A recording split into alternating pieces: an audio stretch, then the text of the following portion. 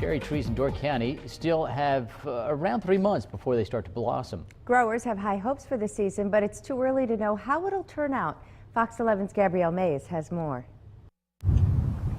As the wind whips through empty tart cherry trees, this cherry orchard owner patiently waits for the season to start. This time of year, you know, you cut blocks out if you're going to cut trees out, and I repair ladders.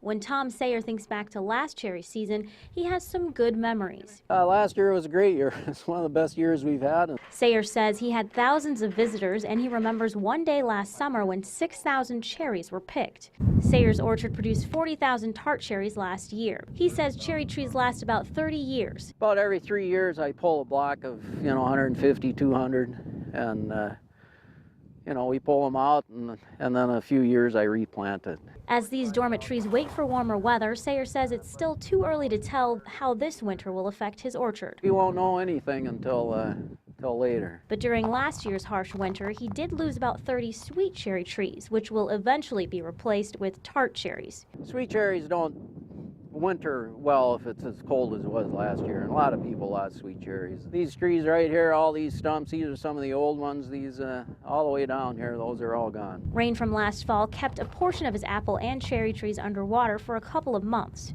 Well, we got 20 some inches of rain in 2.5 months here. Now, how does that affect your... Well, I'm not sure. I guess I'm going to find out next year. Okay. Apparently the roots don't get oxygen when they're sitting in water, and that's not good. Sayer says with 13 acres of cherry and apple trees, he can't wait to see what the new season will bring. Yeah, you couldn't beat a year like last year. I hope we have another one. Near Forestville, Gabrielle Mays, Fox 11 News.